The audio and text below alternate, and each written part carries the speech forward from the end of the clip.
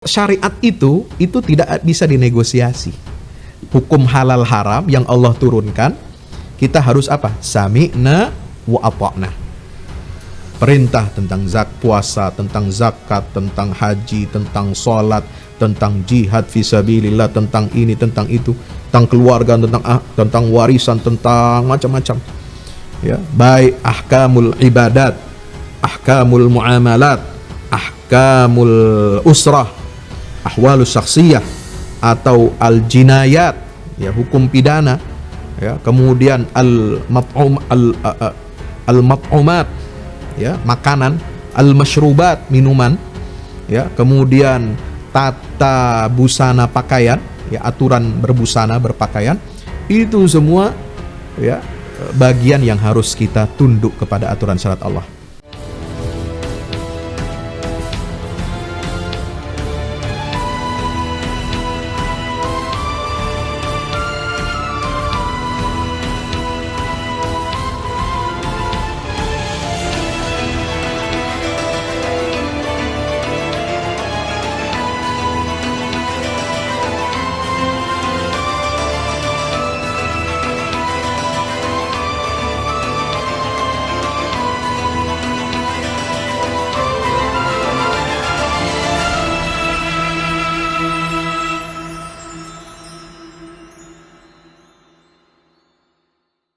Baik.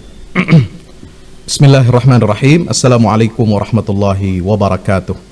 Waalaikumsalam. Alhamdulillahi wahdah, sadaqa wa'dah, wa nasara 'abdah, wa a'azza jundah, wa hazama al-ahzaba wahdah. Asyhadu an la ilaha illallah wahdahu la syarikalah, wa asyhadu anna Muhammadan abdullahi wa rasuluhu la nabiyya wa la rasula ba'dah. Allahumma salli wa sallim wa barik alaihi wa ala alihi wa ashabi wa man tabi'ahu ila yaumil qiyamah, amma ba'd. Ibadallah, usi nafsi wa iyyakum bitaqwallah, ittaqullah qatqatih wa la tamutunna illa wa antum muslimun. Hadirin jamaah Zoomiyah dan juga jamaah YouTubiyah yang insyaallah mudah-mudahan kita semuanya senantiasa selalu dirahmati oleh Allah Subhanahu wa taala dan diberikan taufik hidayah oleh Allah dalam menjalani segenap amal ibadah kita di bulan suci Ramadan ini. Dan mudah-mudahan kita senantiasa terus menjaga keistiqamahan kita, ya, meningkatkan iman dan takwa kita kepada Allah Subhanahu wa taala. Puji syukur kehadirat Allah, bersalawat kepada baginda kita Rasulullah Muhammad sallallahu alaihi wasallam beserta seluruh keluarga dan para sahabat-sahabatnya. Mudah-mudahan tercurah limpahkan untuk kita semua pengikutnya hingga yaumil qiyamah. Amin. Bapak Ibu hadirin hadirat yang dimuliakan Allah Subhanahu wa taala. Kita malam hari ini berada pada tanggal 8 Ramadan. Ya, ini sudah masuk tanggal hari ke-8 bulan suci Ramadan. Yang luar biasa, alhamdulillah kita masih diberikan nikmat sehat walafiat.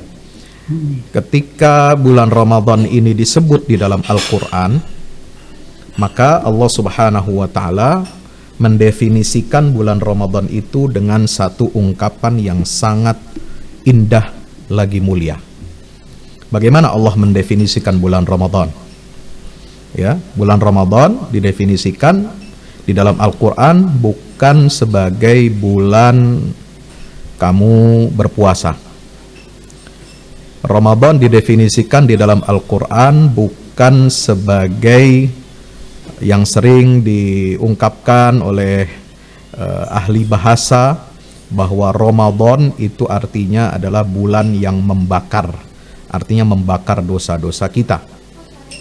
Ya, Ramadan di dalam Al-Quran itu didefinisikan sebagai bulan turunnya Al-Quran. Ayat 185 surat 2 yaitu Al-Baqarah, Allah Subhanahu wa taala berfirman, "Syahrul Ramadhanalladzi unzila fihil Qur'an hudan linnas wa bayyinatin minal huda wal furqan." Bulan Ramadan itu adalah bulan yang di dalamnya Al-Quran itu diturunkan kepada kita umat manusia sebagai petunjuk bagi seluruh manusia dan sebagai penjelasan-penjelasan dari petunjuk itu serta pembeda antara yang hak dan yang batil. satu-satunya bulan yang disebut namanya di dalam Al-Quran adalah bulan Ramadan.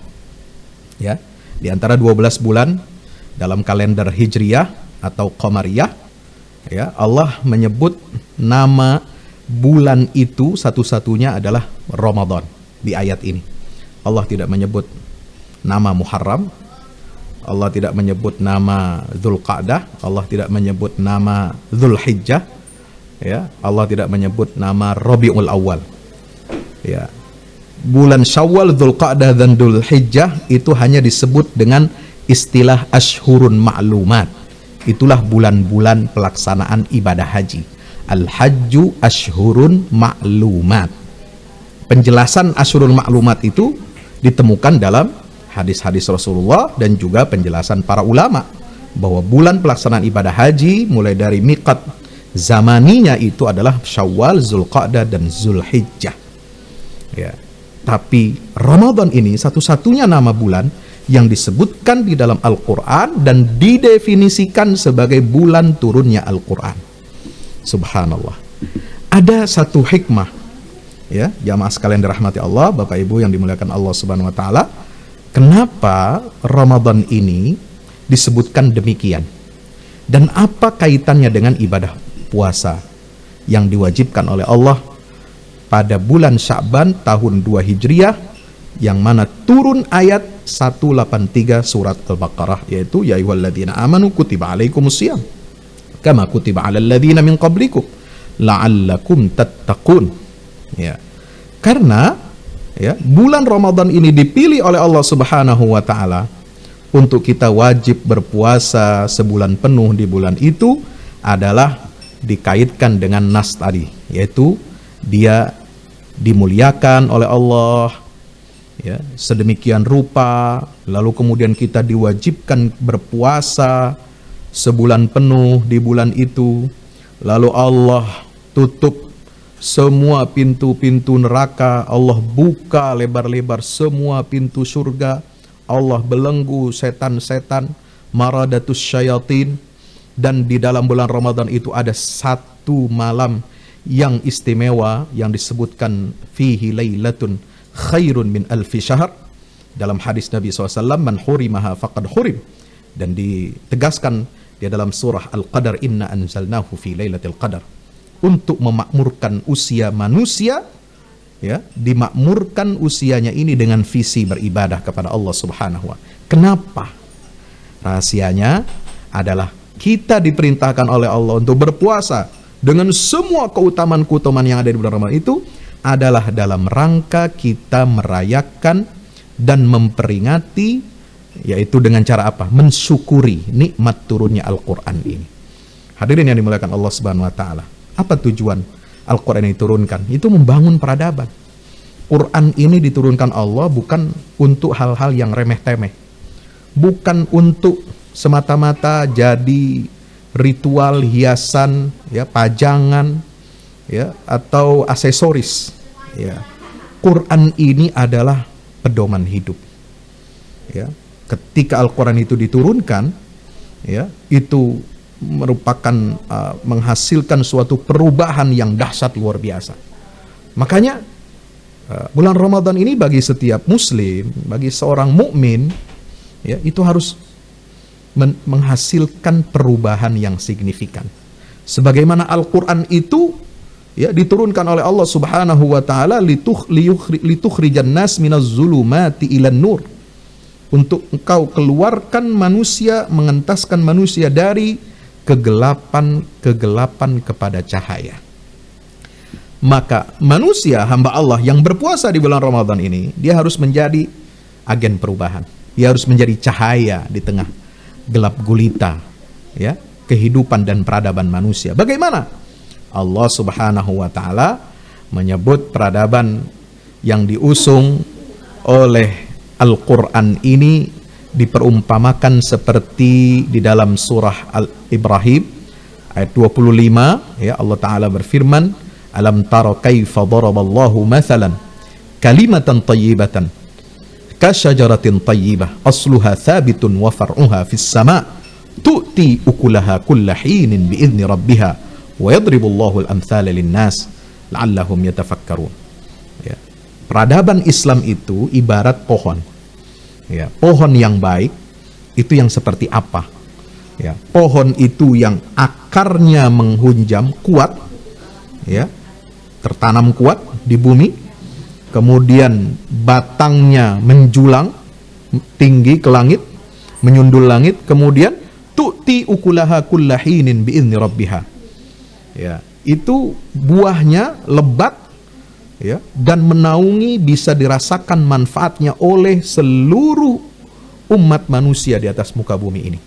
Itulah perumpamaan peradaban Islam, ya, yang kuat kokoh dasar pondasi akidahnya, yang dahan syariah, ya, itu adalah perumpamaan bagi syariat Islam. Ini adalah merupakan luarannya, outputnya, ya, itu syariat Islam ini luar biasa, ya, itu menjulang tinggi, dan kemudian buahnya itu berupa akhlak, ya, akhlak dalam seluruh aspek kehidupan kita, tatanan sosial kita, keluarga kita, masyarakat kita, bangsa kita, negara kita, bahkan masuk ke dalam peradaban, ilmu pengetahuan, budaya dan sebagainya.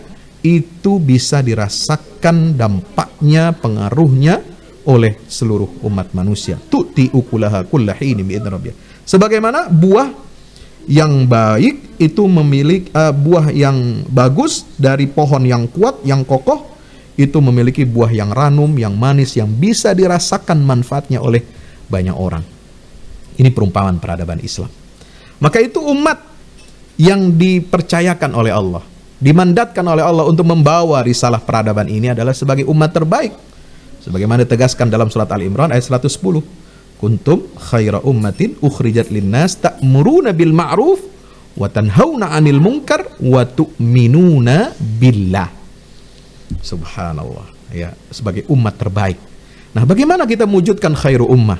Nah, Ramadan dan peradaban khairu ummah ini, ya, itu akan bisa kita raih dengan sebaik-baiknya ketika kita umat Islam ini, ya, dalam 1 tahun, ya, di bulan Ramadan ini kita dianjurkan, bahkan diminta untuk apa? Lebih erat interaksi kita dengan Al-Quranul Karim. Ya, karena Ramadan itu adalah bulan Al-Quran. Ya, ini definisi utama bulan Ramadan. Maka Al-Quran itu sebagai petunjuk bagi orang yang bertakwa, hudan lil muttaqin. Tujuan berpuasa adalah la'allakum tattaqun, supaya kalian bertakwa. Maka isi Al-Quran ini, ya, itu adalah merupakan blueprint. Ya, blueprint itu apa? Cetak biru, ya, peradaban khairu ummah. Ada Bapak Ibu jamaah yang dirahmati Allah Subhanahu wa taala, ada, kalau kita tadabburi ayat-ayat surat-surat Al-Qur'an ini, ya, ini surat-surat Al-Qur'an ini mengagumkan. Surat dan nama surahnya itu adalah merupakan simbol dari ruh inti daripada isi surat itu. Ya, itu kata para ulama ahli Al-Qur'an. Nama surah Al-Fatihah, Al-Baqarah, Ali Imran, Al-An'am, Al-Ma'idah dan seterusnya itu adalah namanya, itu nama yang populer, ya, yang mutawatir, bersumber dari Rasulullah SAW, itu menunjukkan ruh dari isi surat itu sendiri. Nah, kalau kita melihat bagaimana Ramadan ini membawa perubahan, ya, mengantarkan manusia kepada peradaban yang mulia, peradaban yang utama, kalau kita ingin menggunakan istilah masyarakat utama, ya, masyarakat Islam yang berkemajuan kalau dalam istilah Muhammadiyah, ya, masyarakat utama, masyarakat Islam yang sebenar-benarnya atau khairu ummah itu, ini paling tidak harus memenuhi 3 aspek. Saya ingin tadabbur, mengajak Bapak Ibu semuanya untuk mentadabburi 3 surat dalam Al-Quran. Ya, tentu tidak kita rinci semuanya, tapi tadabbur itu secara garis besar. Ya, 3 surat ini sangat penting untuk kita tadabburi. Ya, kenapa? Karena dia memuat pilar-pilar peradaban Islam. Ya, merupakan buah, ya, yang bisa dilihat, ya, etalase yang bisa ditampilkan oleh umat Islam untuk menjadi contoh dan tauladan bagi seluruh umat manusia. Yaitu apa? Litakunu syuhada'a 'alan nas wa yakuna ar-rasulu 'alaikum syahida. Kita harus menjadi umat yang menjadi contoh, menjadi saksi bagi seluruh umat manusia. Ya, peradaban Islam ini harus menjadi apa? Saksi. Ya, harus menjadi contoh dan tauladan. Makanya istilah itu darul ahdi wasyahadah ini kan dari ayat litakunu syuhada 'alan nas, ya, menjadi pembuktian. Ya, jadi kaidah-kaidah dalam Al-Qur'an, panduan-panduan bermasyarakat dan peradaban dalam Al-Qur'an ini harus diwujudkan oleh ya umat muslim. Dan waktu yang tepat untuk kita mengenal itu semua adalah bulan Ramadan sebagai bulannya Al-Qur'anul Karim. Maka kita harus meningkatkan interaksi kita dengan Al-Qur'an. Apa 3 pilar membangun peradaban khairu ummah ini? Saya ingin urut dari sisi urutan mushafnya, tartibul mushaf. Ya, yang pertama adalah kita melihat surat dalam Al-Qur'an itu surah Asy-Syura. Ya, musyawarah. Arti surat Asy-Syura itu artinya musyawarah, syura. Ada dewan syura, ada majelis syura, ya, atau ada apa namanya kalau bahasanya itu majelis permusyawaratan rakyat, MPR, itu majelis syura. Nah, ini diambil dari istilah Al-Qur'an. Ya, dalam surat Asy-Syura, ya, di situ disebutkan ya ciri-ciri ya umat yang menegakkan agama Allah di atas muka bumi ini. Ya, itu dari ayat 36 sampai 38. Di mana Allah Subhanahu wa taala berfirman, "Walladzina istajabu li rabbihim wa aqamus salata wa amruhum syura bainahum." Ya, Bapak Ibu yang dirahmati Allah Subhanahu wa taala, maka surat Asy-Syura ini sangat penting untuk kita telisik, ya. Ciri daripada peradaban khairu ummah itu adalah yang pertama dari aspek apa? Sistem pemerintahannya. Kalau kita pakai sekarang ini istilahnya apa? Sistem politiknya. Nah, sistem politik umat Islam ini harus berlandaskan syura. Ya, ini dalam surat Asy-Syura ayat 36 ya sampai ayat 38 itu berbicara tentang apa? Ya, ini semuanya tentang ciri orang-orang yang beriman. Ya, mulai dari ayat 37, walladzina yajtanibuna kaba'iral itsmi ya wal fawahisha wa idza ma ghadibu hum yaghfirun.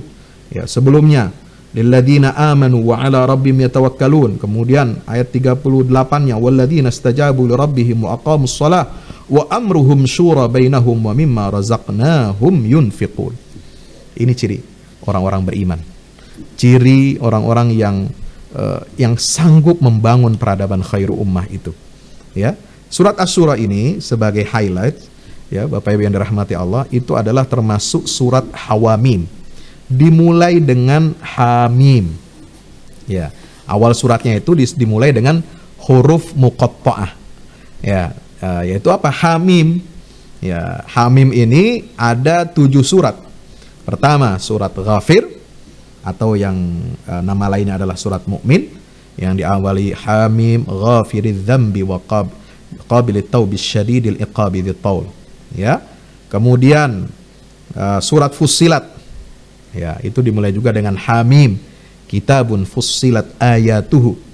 Kemudian surah Asy-Syura, ya, surat yang kita bahas pada kesempatan kali ini, itu dimulai dengan ya ayat ya Hamim Ain Sin Qaf. Kadzalika yuhi ilaika wa ilal ladzina amanu wa ilal ladzina min qablika Allahul Azizul Hakim. Kemudian surah Az-Zukhruf ini juga dimulai dengan Hamim, lalu surah Ad-Dukhan, kemudian surah Al-Jathiyah dan surah Al-Ahqaf.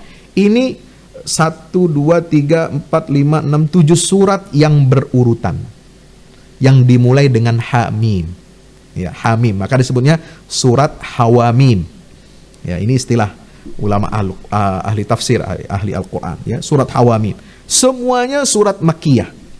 Ya. Apa cirinya surat Hawamim ini termasuk surat Asy-Syura?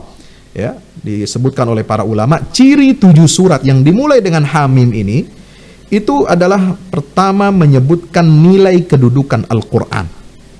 Ya. Di surat Al-Mu'min, surat Ghafir itu ada disebutkan di ayat 2 tentang Al-Quran. Surat Fussilat di ayat 2, surah Asy-Syura di ayat 3, surat Az-Zukhruf di ayat 2, Ad-Dukhan di ayat kedua juga. Kemudian Al-Jathiyah ayat 2, Al-Ahqaf ayat 2. Jadi semuanya menyebutkan tentang nilai kedudukan Al-Quranul Karim. Sebagai apa? Pedoman. Ya, coba kita lihat surat Asy-Syura. Ya, kalau kita ingin buktikan. Di sini di ayat 3 sudah jelas. Kadzalika yuhi ilaika wa ilal ladzina min qablika Allahul Azizul Hakim, tentang wahyu.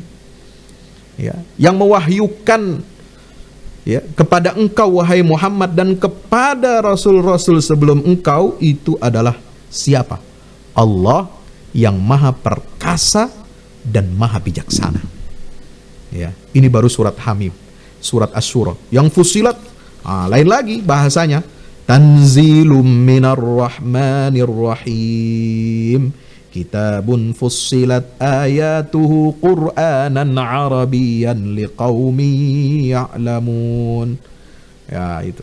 Ini tanzil minar rahman, yang diturunkan dari Allah yang Ar-Rahman, yang Maha Pengasih dan Maha Penyayang. Kitabun fussilat ayat. Ya, ini bukti. Artinya apa? Ini menunjukkan keharusan kita untuk menjadikan Quran ini sebagai pedoman hidup. Nah, Asy-Syura ini dalam konteks apa? Bermasyarakat, bernegara, musyawarah. Itu harus jadi panglima, harus menjadi dasar filosofi penyelenggaraan negara. Ya, harus bermusyawarah, bukan menang-menangan, bukan otoritarianisme, bukan diktatorisme. Ya, bukan keputusan itu diambil sepihak. Ya, kalau dulu ya sistem kerajaan absolut, monarki absolut, itu keputusan semua di tangan raja. Ya, sabda raja adalah aturan yang bahkan menjadi undang-undang dasar negara. Itu sabda raja. Nah, kalau sekarang ini ya, kalau dulu otoritarianisme seseorang individu ya diwakili oleh raja dan sistemnya ya kerajaan. Nah, kalau zaman modern sekarang ya otoriter juga meskipun atas nama demokrasi. Namanya sekarang itu kata ya buku yang sekarang banyak diperbincangkan itu demokrasi otoriter. Jadi demokrasi tetapi hasilnya itu keputusan otoriter diambil sepihak oleh segolongan elit, segolongan kelompok kepentingan ya yang disebut dengan oligarki. Ya, dan masyarakat tidak bisa terlibat dalam pengambilan keputusan. Bahkan memilih pemimpin pun itu sudah diatur, sudah disetting. Ya, ini berbahaya. Maka itu syura. Ini harus menjadi landasan pondasi kita dalam bermasyarakat, berbangsa dan bernegara. Ya, musyawarah ini, Bapak Ibu yang dirahmati Allah, sangat penting kedudukannya. Ya, di dalam Islam itu. Maka dalam memilih pemimpin, ya harus dengan syura. Dalam mengambil kebijakan juga harus dengan musyawarah, syura. Ya, Rasulullah SAW saja diperintahkan oleh Allah untuk apa? Wasyawirhum fil amr. Ya, ayat 159 surah Ali Imran, fabima rahmatin minallahi lintalahum walau kunta fazzan ghalizal qalbi lan faddu min hawlik fa'fu anhum wastaghfir lahum wasyawirhum fil amr. Ya, itu ayat tentang bagaimana Rasulullah SAW diperintahkan oleh Allah untuk beliau sebagai ulil amri, sebagai pemimpin itu harus lemah lembut. Ya, lembut kepada rakyatnya, lembut kepada objek dakwahnya. Ini ayat tentang dakwah masuk. Ayat itu juga masuk dalam tata kelola pemerintahan. Artinya apa? Penguasa, pemimpin tidak boleh otoriter. Dia harus mudah memaafkan, mudah mendengar nasihat atau masukan dari pihak lain, ya.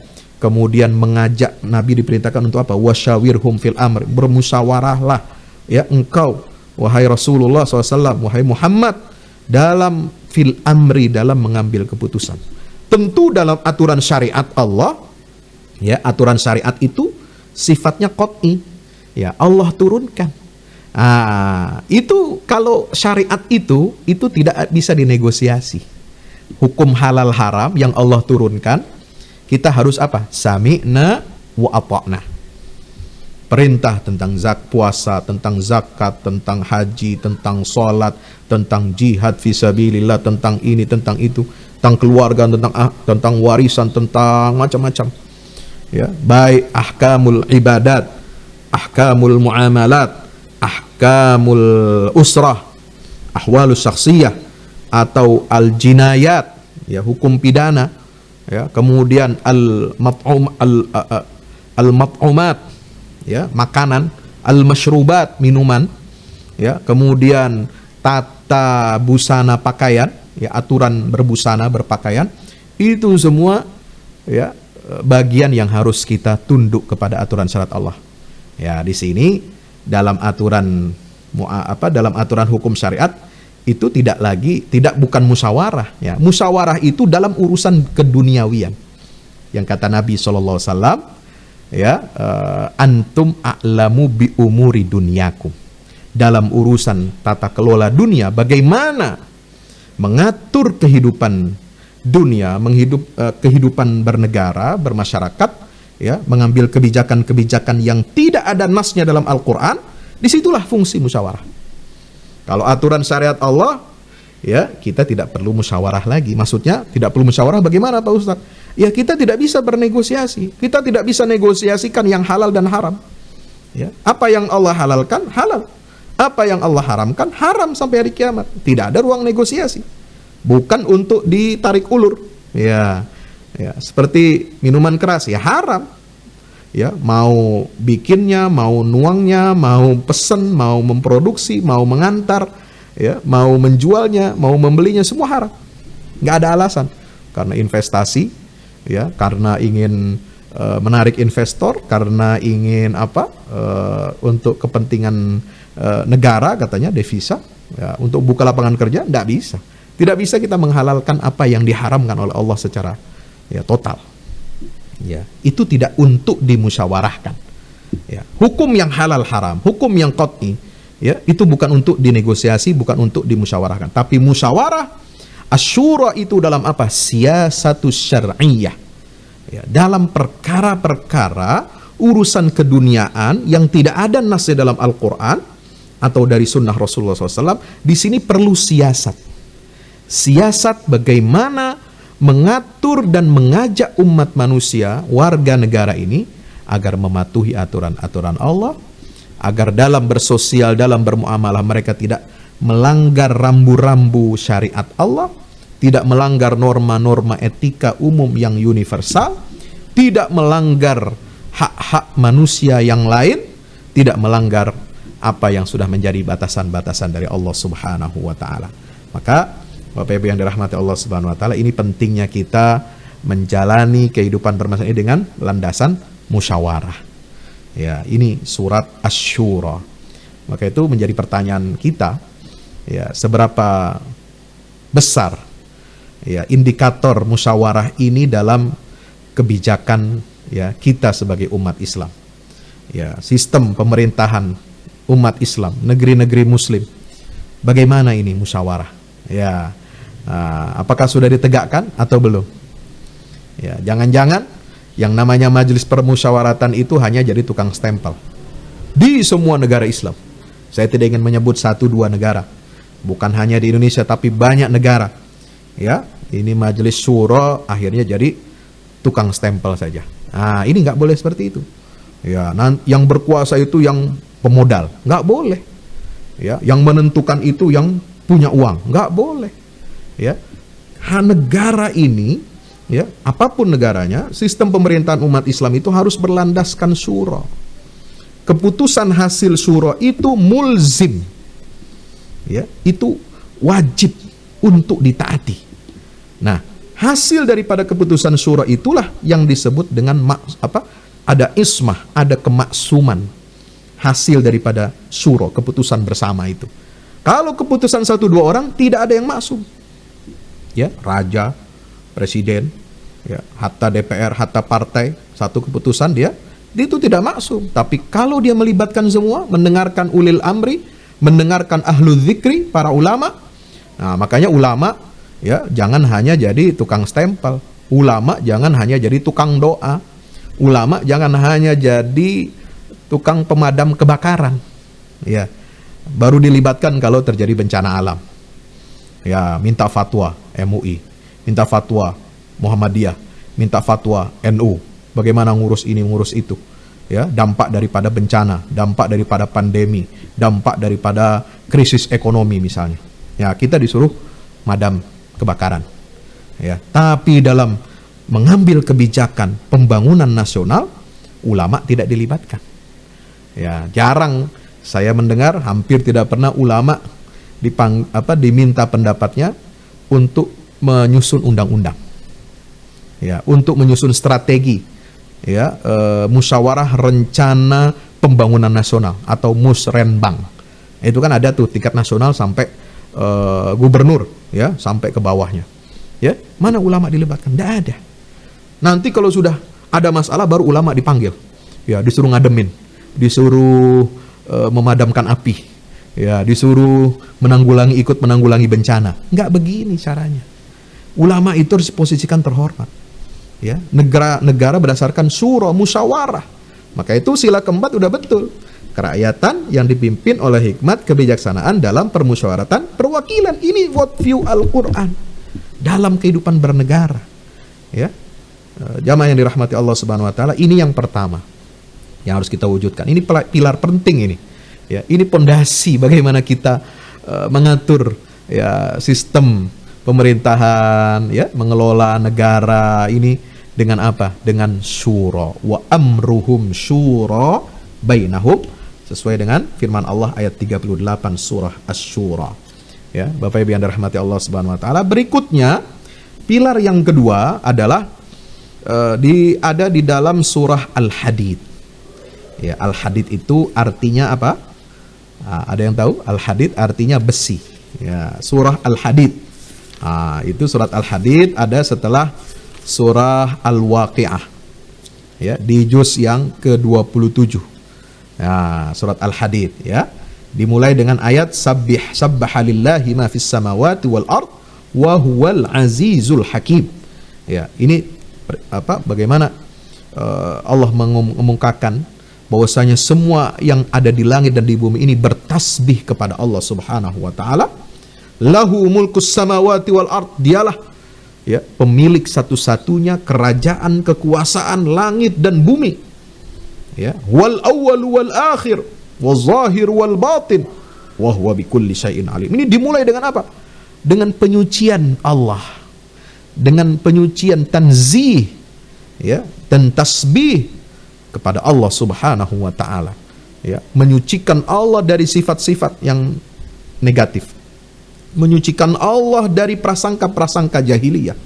Ya, meluruskan akidah bahwa Allah itu begini. Ya, Allah itu dia yang pertama, dia yang paling akhir. Dia yang zahir, dia yang batin. Ya, wa huwa bikulli syai'in alim. Huwallazi khalaqas sama. Ini ayat-ayat tentang rububiyah semua. Ya, di awal-awal surat Al-Hadid ini. Ya, subhanallah. Ini juga surat Al-Hadid ini, hadirin jamaah sekalian dirahmati Allah Subhanahu wa taala, itu turunnya juga di Makkah, ya, surah Makkiyah, yaitu surat Al-Hadid. Artinya apa? Besi. Ya, surat Al-Hadid ini artinya besi. Nah, kenapa? Karena di dalam surat Al-Hadid ini surat Madaniyah, ya. Karena ini nanti berkaitan dengan masalah infak, masalah membangun peradaban, ya. Ini cirinya memang surah Al-Hadid ini kadang-kadang ada sementara orang mengatakan Al-Hadid ini Makkiyah karena cirinya itu mirip surat Makkiyah karena konsentrasi bidang akidah. Tapi ternyata ini disebutkan para ulama itu adalah surat yang turun di periode Madinah. Artinya apa? Umat Islam sudah mengalami transformasi yang luar biasa. Umat Islam memerlukan kekuatan militer, kekuatan fisik, ya, selain Al-Quran yang diturunkan oleh Allah Subhanahu wa taala untuk menjadi standar nilai, menjadi al-mizan, ya, sebagaimana disebutkan dalam surat Al-Hadid ayat 25 ini, laqad arsalna rusulana bil bayyinat wa anzalna ma'ahumul hadid Wa anzalna ma'ahumul kitaba wal mizan liyaquman nasu bil qist. Ini bicara tentang keadilan. Bagaimana menegakkan keadilan itu? Ya, standar keadilannya itu adalah Al-Qur'anul Karim, yaitu Alkitab, wahyu yang diturunkan oleh Allah Subhanahu wa taala. Ya, ini ada kaitannya juga dengan tadi Asyura, sistem pemerintahan. Ya, di sini disebutkan apa? Alkitab wal mizan. Ya, kitab yaitu wahyu itu sebagai pedoman, al-mizan itu sistem. Ya, bagaimana kita mengatur kehidupan sosial, kehidupan ekonomi, kehidupan politik, ya, kehidupan bermasyarakat, semuanya itu berlandaskan kitabullah dan mizannya itu harus terukur. Ya, inilah yang disebut dengan undang-undang. Ya, kalau tadi Alkitab itu undang-undang dasar, ya, undang-undang dasar itu Al-Qur'annya, kitabnya, wahyunya, maka perlu turunannya. Ya, undang-undang itulah adalah al-mizan yang mengatur, ya, secara rinci. Nah, dan itu harus adil. Nah, ini berkaitan juga dengan sistem pemerintahan.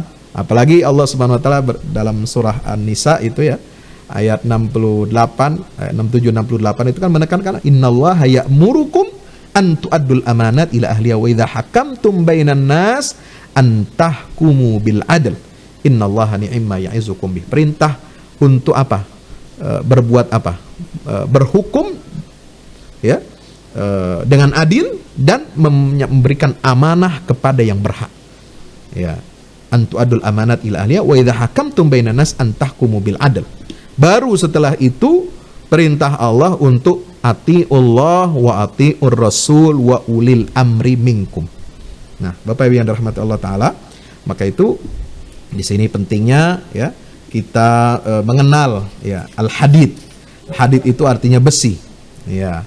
Nah, kenapa Allah mencantumkan surah Al-Hadid ini? Kenapa Allah mewahyukan surat Al-Hadid ini kepada baginda Nabi sallallahu alaihi wasallam?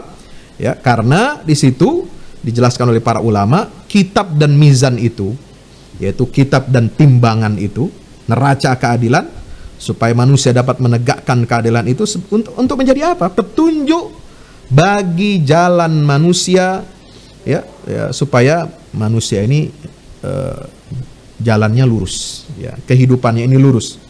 Ya, fungsi Alkitab dan Al-Mizan ini adalah untuk menjelaskan kebenaran kepada umat manusia, dan pemimpin itu harus berhukum yang adil kepada rakyat yang dipimpinnya berdasarkan apa?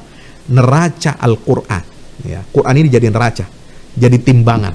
Ya, kalau sesuai dengan Al-Quran itulah adil.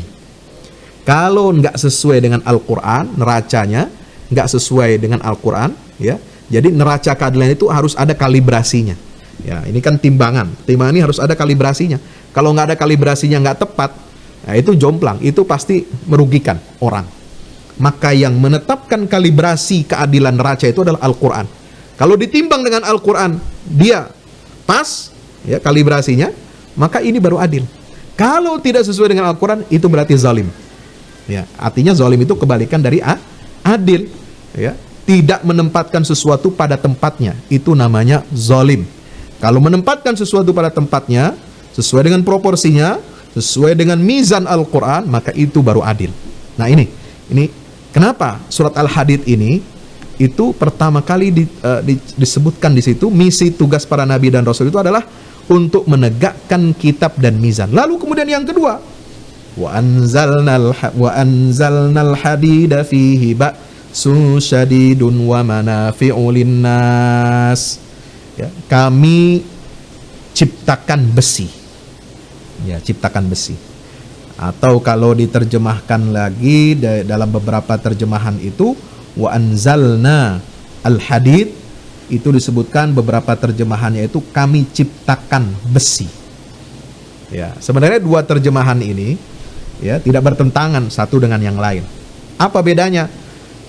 Ciptakan dengan turunkan. Ya, Allah memang yang menciptakan besi, karena semua, ya, yang ada di langit dan bumi ini adalah semuanya merupakan ciptaan Allah. Ya, kalau itu anzalnya diartikan kami yang menciptakan. Tapi kalaupun diartikan secara lughah, secara harfiah, anzalna itu adalah kami turunkan, ya, Bapak Ibu yang dirahmati Allah Subhanahu wa taala, maka ya, itu artinya ada memberikan isyarat bahwasanya besi itu memang, ya, dia zat itu dia bukan berasal dari bumi. Ya, zat yang mengandung besi kemudian kita bisa membuat besi itu diturunkan oleh Allah. Artinya bukan dari bumi, dia dari jenis dari luar bumi. Ya, yang Allah turunkan, Allah ciptakan untuk kepentingan manusia di bumi. Nah itu, jadi ada istilah anzalna. Nah ini yang membedakan. Ya, subhanallah. Dan al-hadid itu ada banyak fungsinya. Ya, fihi manafi'ul linnas. Ada banyak fungsi-fungsinya. Ya, manfaat-manfaatnya. Kemudian fihi ba'sun syadid, ada kekuatan yang hebat. Apa isyarat daripada al-hadid? Ya, Bapak Ibu yang dirahmati Allah Subhanahu wa taala, al-hadid itu mengisyaratkan bahwasanya kita umat Islam ini harus memiliki kekuatan. Ya, kekuatan fisik, kekuatan militer yang dapat melindungi aturan syariat Islam, yang melindungi risalah dan dakwah Islamiyah ini, ya, supaya tidak diganggu oleh orang-orang yang zalim. Makanya dalam setiap periode umat Islam ini, ya, kekuatan militer itu menjadi salah satu indikator, ya, ini kita maju atau tidak. Selain spiritual, ibadah, ya, kemudian musyawarah dan sebagainya, ini kekuatan militer ini harus kita miliki. Nah, makanya dalam Al-Quran itu disebutkan, ya, dalam Al-Quran itu ketika bicara tentang Nabi Daud, ya, Allah menyebut dalam Al-Quran itu apa? Wa alanna lahul hadid. Ya, Allah Subhanahu wa taala menyatakan kami telah lunakkan, ya, untuk Daud itu apa? Besi. Ya, jadi mau dibentuk apa saja, besi itu, ya, itu dimudahkan oleh Allah Subhanahu wa taala untuk Nabi Daud. Ya, ini dalam surat Saba ayat 10. Wa alanna lahul hadid. Nah, itu ya. Jadi besi itu dilunakkan. Kemudian besi itu digunakan oleh Zulkarnain. Ya, Raja Zulkarnain ini untuk apa? Membuat bendungan raksasa, ya, yang terbuat dari potongan-potongan besi, kemudian dicampur dengan apa? Dicampur dengan dengan cairan tembaga. Maka dia menjadi sangat kokoh. Itu disebutkan dalam Al-Quran, atuni zubaral hadid hatta idza sawa bainas sadafaini qala anfuhu hatta idza ja'alahu naran qala atuni ufrigh alaihi qitra. Ya, itu. Jadi campuran besi, potongan besi dan tembaga lalu dibakar. Ya, dibuat api, jadi kemudian didinginkan, itu menjadi kokoh luar biasa. Ya, itu kekuatan besi. Ya, maka di dalam Al-Qur'an, ya, besi itu berfungsi untuk, ya, subhanallah, itu menjadi sarana atau infrastruktur. Kemudian juga dari besi itu, ya, besi itu kan untuk bangun pondasi. Ya, tiang-tiang rumah semua dari besi. Pondasi rumah harus ada besinya, bukan hanya batu saja, bukan hanya semen saja. Kalau pondasi rumah hanya semen batu, itu bisa ambruk kalau nggak ada besinya. Harus ada yang merekat. Ya, itu besi fungsinya. Ya, tiang juga harus ada besinya. Masya Allah. Ya, kemudian bendungan tadi, ya, Zulkarnain itu pakai potongan-potongan besi dan cairan tembaga, baru kuat dan kokoh. Nah, Nabi Daud itu diperintahkan oleh Allah untuk apa? Membuat baju-baju besi, ya, yang besar. Ya, animal sabighatin wa qaddir fis sardi wa'malu salihah. Itu. Jadi kita ini diperintahkan, ya, dengan besi itu untuk apa? Melindungi dakwah, melindungi risalah. Ya, umat Islam ini jangan tergantung, ya, sistem pertahanannya kepada bangsa asing. Ya, jangan kita impor terus senjata dari luar. Kita tidak memenuhi kebutuhan senjata kita sendiri. Nah, pengimpor senjata terbesar di dunia ini adalah negara Islam. Nah, ini kita harus hati-hati. Ya, artinya apa? Di sini al-hadid itu sangat menentukan. Nah, sudah sejauh mana umat Islam memiliki syura, dan memiliki al-hadid. Yang ketiga, ya, sebelum saya akhiri, yang terakhir adalah al-qalam. Al-qalam itu artinya pena. Surat al-qalam itu ada di juz yang keberapa? Juz 29 ya, setelah surah Tabarak. Ya, setelah surah Tabarak, Al-Muluk itu ada surah Al-Qalam. Ya, ini surah Makkiyah. Nun wal qalami wama yasturun. Artinya apa? Ini peradaban Islam ini harus dibangun dengan ilmu. Pena itu alat untuk menulis. Apa saja yang mereka tulis, ilmu pengetahuan, itu ditulis dengan pena. Sejarah masa lalu, masa sekarang, dan yang akan datang, prediksi, ya, tentang futurologi, ilmu tentang masa depan, semua ditulis dengan pena. Ya, walaupun sekarang sudah ada bentuk digital, tapi tetap pena itu aslinya dari pena. Ya, kemudian sastra ditulis dengan pena. Ya, semua ilmu pengetahuan manusia harus ada penanya. Ya, maka itu ayat Iqra yang pertama turun itu sudah menyinggung tentang al-qalam. Allamal insana ma lam ya'lam. Allama bil qalam, allamal insana ma lam ya'lam. Itu Iqra bismi rabbi. Jadi membaca dan menulis dengan pena ini sangat penting membangun peradaban khairu ummah. Maka sejauh mana umat Islam ini kuat dalam ilmu pengetahuan, ya, sejauh mana kita menghargai ilmu pengetahuan di negara-negara Islam, di negeri-negeri Muslim, bagaimana kita menghargai ulama dan ilmuwan atau cendekiawan yang mengkaji bukan hanya ayat-ayat qauliyah, ayat-ayat Al-Quranul Karim, ya, yang termaktub dalam Al-Quran, tetapi juga ayat-ayat kauniyah. Karena istilah ulama dalam Al-Quran itu bukan hanya untuk orang yang ahli agama. Ya, seperti apa? Di dalam surah Asy-Syu'ara itu, ya, itu disebutkan an ya'lamahu ulama'u Bani Israil.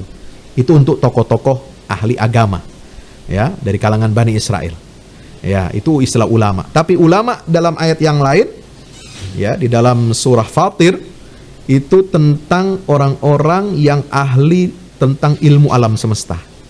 Ayat-ayat kauniyah, itu kan, wa minan nasi wad dawabi wal an'ami mukhtalifun alwanuhu kadzalik innama yakhshallaha min ibadihil ulama. Ulama itu harus memiliki apa? Rasa takut kepada Allah, khasyatullah, ya. Kemudian dia menguasai ilmu-ilmu kauniyah. Nah, jadi sejauh mana peradaban ilmu ini, ya, itu berhasil kita tegakkan, kita wujudkan, itu indikatornya bagaimana kedudukan ilmu dan ulama di negeri Islam. Apakah dihargai atau direndahkan? Apakah ulama dan ilmuwan ini mendapatkan kedudukan yang tinggi terhormat sebagaimana di zaman Khulafaur Rasyidin, di zaman Daulah Bani Umayyah, Bani Abbasiyah, ya, kemudian Saljuk sampai Ottoman, ya, itu masa-masa kejayaan peradaban Islam, itu posisi kedudukan ulama ini sangat tinggi, dimuliakan, dihormati. Ya, karya-karya ulama begitu banyak dalam seluruh bidang ilmu pengetahuan, bukan hanya ilmu-ilmu agama, tafsir, hadis, fikih, ilmu kalam, ya, tauhid dan sebagainya, tapi juga dalam ilmu sains, astronomi, ya, ilmu anatomi tubuh, ilmu kedokteran bedah tubuh dan lain sebagainya. Itu semua pionir-pionirnya adalah cendekiawan-cendekiawan muslim. Subhanallah. Nah, kenapa itu bisa maju berkembang? Karena didukung, ya, oleh negara yang demokratis, yang syura, negara yang memiliki kekuatan, al-hadid, negara, ya, atau peradaban yang memiliki keunggulan ilmu pengetahuan, ya, ilmu pengetahuan semuanya, baik ilmu agama maupun ilmu-ilmu tentang dunia. Ini yang harus kita kuasai. Ini yang umat Islam banyak tertinggal. Berapa banyak universitas Islam, ya, yang masuk 500 universitas terbaik di dunia? Saya mau tanya. Ya, kalau Muhammadiyah, ya, UMY, UMM atau apa itu, apalagi satu lagi, WMS, ya, barangkali itu kan masuk 10 besar, tapi di dunia Islam, di negeri Islam. Apakah masuk 500 besar dunia? Wallahu a'lam. Nah, ini PR kita persyarikatan. ya, untuk memajukan pendidikan, ilmu pengetahuan. Ya, di dunia Islam kita harus jadi pionir. Ya, kita belum bisa bangga dengan tagline Islam berkemajuan kalau belum ada perguruan tinggi Muhammadiyah yang masuk 100 universitas terbaik di dunia. Ini harus kita camkan. Ya, negeri Islam belum menjadi negeri yang maju, baldatun thayyibatun wa rabbun ghafur, kalau belum musyawarah itu menjadi pondasi kehidupan bermasyarakat dan bernegara.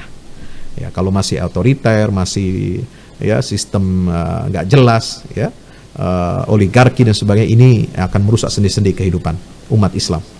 Kalau umat Islam belum memiliki al-hadid, ilmu pengetahuan, bikin pesawat, bikin kapal selam, bikin senjata, ya, alutsista yang bagus, ya, sebagaimana dulu Dzulqarnain, sebagaimana dulu Nabi Daud alaihi salam, ya, itu membangun sedemikian rupa berdasarkan ilmu yang Allah berikan, Allah karuniakan, maka kita masih berada di barisan yang negeri-negeri yang tertinggal. Jadi 3 pilar ini harus kita miliki. Selain kuat akidah, kokoh akidah, iya itu pasti itu pelandasan. Ya, wa'adallahu alladziina aamanu minkum wa 'amilus shalihat la yastakhlifannahum fil ardi kama istakhlafa alladziina min qablihim wa la yumakkinanna lahum dinahum alladzi irtadha lahum wa la yubaddilannahum min ba'di khaufihim amna. Itu udah pasti. Ya, An-Nur ayat 55. Ya, jangan ini yang terus ini kan akidah. Iya betul, akidah itu udah pasti nomor 1. Tapi tolok ukur dari akidah itu apa? Setelah itu ibadah. Setelah ibadah apa? Melahirkan akhlak, ya, dalam bermuamalah. Setelah itu yang menjadi tu'ti ukulaha kullahinin bi'idni rabbiha, 3 pilar ini, yaitu peradaban ilmu. Yang kedua, musyawarah, syura sebagai panglima dalam mengelola kehidupan bersosial bernegara. Yang ketiga adalah memiliki kekuatan fisik, kekuatan militer yang unggul.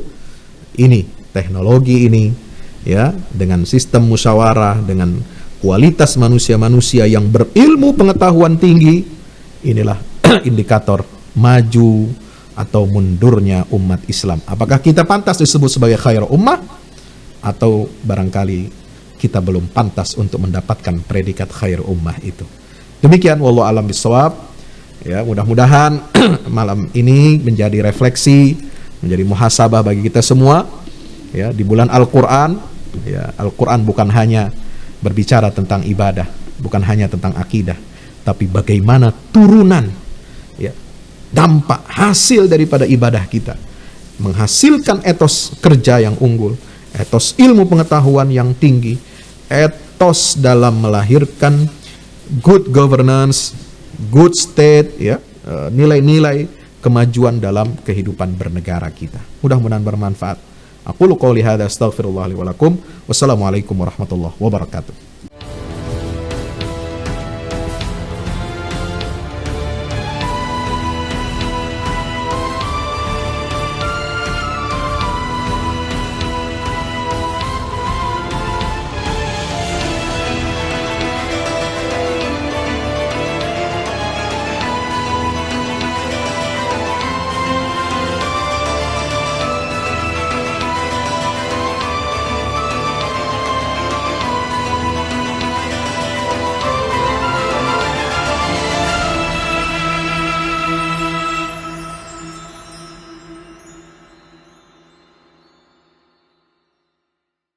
Assalamualaikum warahmatullahi wabarakatuh. Bapak Ibu para pemirsa, saya Ustadz Fadlan mengajak Bapak Ibu kita semua, ayo kita membuat investasi masa depan bersama Al-Fahmi Institute. Gedung ini sedang dibangun, membutuhkan segala dukungan dari kita semua. Maka itu saya mengajak Bapak Ibu semua, hari-hari dengan kebaikan, hari-hari dengan berinfak, hari-hari dengan bersedekah, hari-hari dengan berwakaf. Dan sangat tepat Bapak Ibu memilih wakaf bersama Al-Fahmi Institute untuk generasi Quran akan datang. Rekeningnya ada di BCA, Muamalat, dan BSM. Ada di bawah sini. Ayo, dengan Al-Fahmi Institute kita mencerdaskan umat dengan Al-Quran untuk Indonesia lebih baik. Wassalamualaikum warahmatullahi wabarakatuh.